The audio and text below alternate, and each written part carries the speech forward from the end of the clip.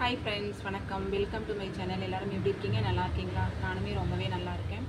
இன்றைக்கான சமையல் டிப்ஸ் என்னென்னு பார்த்துடலாமா? ஃபஸ்ட்டு டிப் என்னென்னு பார்த்தீங்கன்னா, முட்டை அதிகமாக வாங்கிட்டு வந்துடுறீங்க. அதை வந்து நம்ம ஸ்டோர் பண்ணி வைக்கிறோம். இன்னொரு நாள் எடுக்கும்போது பார்த்தீங்கன்னா அது வீணாயிடும். நிறைய முட்டை வீணாயிடும். அது வீணாகாமல் இருக்க என்ன பண்ணலாம் அப்படின்னு பார்த்தீங்கன்னா, நம்ம முன்னாடியே அது மேலெலாம் எண்ணெய் தடவிட்டு நீங்கள் வச்சிட்டிங்கன்னா உங்களுக்கு அந்த கெட்டு போகாமல் கொஞ்சம் நாளைக்கு ஒரு வாரத்துக்கு 2 வாரத்துக்கு கூட நீங்கள் அப்படியே வச்சுக்கலாம். ரெண்டாவது டிப், செகண்ட் டிப் என்னென்னு பார்த்தீங்கன்னா, முருங்கைக்காய் வாங்கிட்டு வந்து நீங்கள் வெளியில் அப்படியே வச்சிட்டிங்கன்னா நம்ம எடுத்து சமைக்கிற டைமுக்கு பார்த்தீங்கன்னா அந்த ஓடு தனியாக இருக்கும், உள்ளே இருக்கிறது தனியாக அப்படியே காஞ்சி வீணாயிடும். அந்த மாதிரி வீணாகாமல் இருக்கிறதுக்கு நம்ம என்ன பண்ணலாம்னா, வாங்கிட்டு வந்த உடனே சின்ன சின்ன துண்டாக கட் பண்ணிக்கோங்க. கட் பண்ணிவிட்டு ஒரு பாக்ஸில் ஒரு பேப்பர், நியூஸ் பேப்பரே பரவாயில்ல, நியூஸ் பேப்பரை போட்டுட்டு அதுக்குள்ளே கட் பண்ண இந்த முருங்கைக்காவை எல்லாமே நீங்கள் போட்டுட்டு க்ளோஸ் பண்ணி ஃப்ரிட்ஜில் வச்சிட்டிங்கன்னா அப்படியே ஃப்ரெஷ்ஷாக இருக்கும். நீங்கள் எடுத்து சமைக்கும் போது நீங்கள் எப்படி வச்சிங்களோ அதே மாதிரி இருக்கும். ட்ரை பண்ணி பார்த்துட்டு எப்படி இருந்துன்னு சொல்லுங்கள். தேர்ட் டிப் என்னென்னு பார்த்தீங்கன்னா, வாழைப்பூ வந்து நீங்கள் வாங்கிட்டு வந்துட்டீங்க, சுத்தம் செய்ய போகிறீங்க. க்ளீன் பண்ணும்போது பாருங்கள், க்ளீன் பண்ணிவிட்டு அதுக்கப்புறம் பார்த்தீங்கன்னா கை ஃபுல்லாக கருப்பாயிடும்.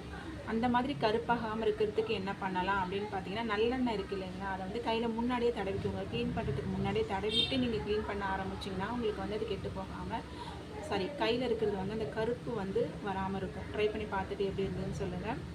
ஃபோர்த்து டிப், காரக்குழம்பு வைக்கிறீங்க, காரம் வந்து நீங்கள் அதிகமாக போட்டுறீங்க. வீட்டில் யாருமே காரம் அதிகமாக சாப்பிட மாட்டாங்கன்னா அந்த குழம்பு அப்போ வீணாக போயிடும். அது காரம் அதிகமாக இருந்ததுன்னா அதை எப்படி நீங்கள் கண்ட்ரோல் பண்ணலாம் அப்படின்னு பார்த்தீங்கன்னா, குறைக்கலாம் அப்படின்னு பார்த்தீங்கன்னா, கொஞ்சமாக வெல்லம் சேர்த்துக்கோங்க.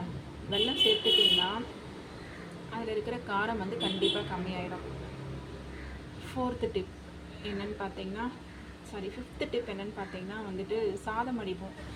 சிலருக்கு வந்து குழ இருந்தால் பிடிக்கவே பிடிக்காது. நல்லா உதிரியாக இருந்தால் மட்டும்தான் பிடிக்கும். அப்படி நீங்கள் உதிரியாக இருக்கணும் அப்படின்னா என்ன பண்ணலாம் அப்படின்னு பார்த்தீங்கன்னா, அதில் நீங்கள் வேக வைக்கிறதுக்கு முன்னாடி அரிசி ஊற வைக்கிறீங்களா, அப்போவே வந்து ஐஸ் கட்டி போட்டுட்டு ஊற வைங்க.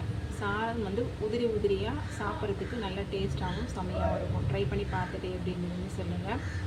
சிக்ஸ்த்து டிப் என்னென்னு பார்த்தீங்கன்னா, கருவேப்பிலை நம்ம எப்போவுமே கடையில் காய் வாங்கும்போது எக்ஸ்ட்ரா வாங்கிட்டு வரோம். எக்ஸ்ட்ரா வாங்கிட்டு வந்தால் தான் நம்மளுக்கு திருப்தியாகவே இருக்கும்.